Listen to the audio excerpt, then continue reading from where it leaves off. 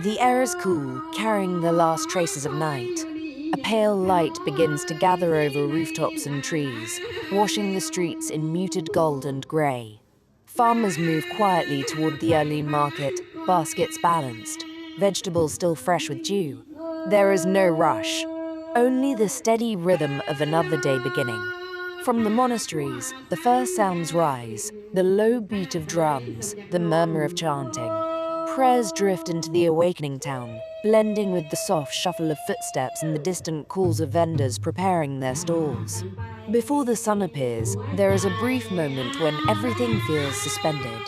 Light, sound, and movement unfold slowly, as if the day is being painted into existence. In this fragile hour between night and sunrise, the ordinary becomes something close to magic. Local and foreign visitors have already gathered on small stools, with their gifts, along the streets where the monks will pass. Over the shoulder they drape the fei bang. This is the traditional sign of respect, piety, and modesty. It signifies the devotee is properly dressed to receive blessings and make merit, typically featuring a traditional woven pattern.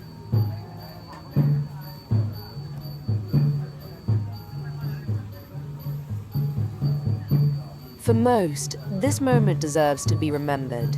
A photograph or a selfie becomes a way to hold on to the experience, not simply as proof of presence, but as a personal record of faith and belonging. The basket of sticky rice is prepared for the offering. By sunrise, around 6 in the morning, the first light settles over the streets. Out of the monasteries, the monks begin their walk. Barefoot, in single file, they move slowly forward, each carrying an alms bowl cradled against the body. Their saffron robes catch the soft glow of the rising sun. There are no words spoken, only the quiet rhythm of footsteps against the pavement and the gentle unfolding of another day. In the stillness, the procession appears almost timeless, a line of figures moving through light and shadow, linking past and present in a single, unbroken gesture. On the canvas, the scene holds this fragile balance. Silence and movement, devotion and dawn. A moment that lasts only minutes in reality, yet feels suspended in the calm of early morning.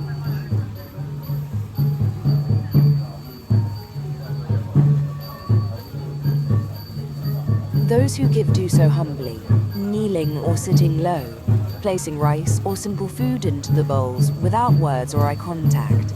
The act is not charity, but a moment of mindfulness, a reminder of interdependence, humility, and gratitude. During the ceremony, the monks often receive more food than they can use themselves. Alms bowls are filled beyond a single day's needs, reflecting the generosity of those who give. Along the route, children from nearby communities gather quietly at the edges of the street. They wait, familiar with the rhythm of the morning and with what may follow. As the monks walk on, some of the food they have received is gently passed on. Rice, fruit, small offerings change hands. The exchange is simple, unannounced, and without ceremony. As the ceremony has drawn larger crowds, photography has become ever more present. Not only professional cameras, but countless mobile phones are raised along the route, ready to capture the passing monks. Many photographers step close, following the procession through screens, rather than with their eyes.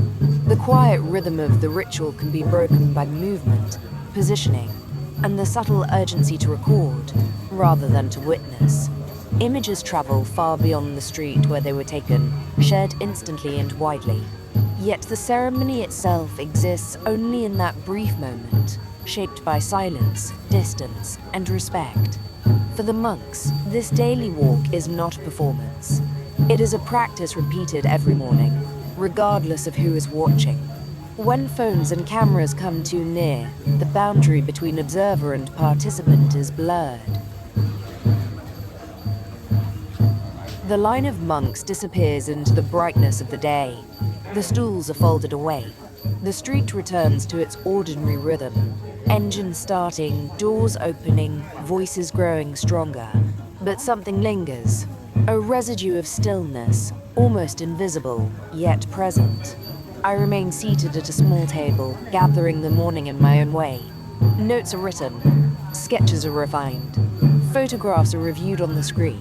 What unfolded in silence now takes shape in lines, colors, and words. The paintings are not attempts to hold the ceremony still.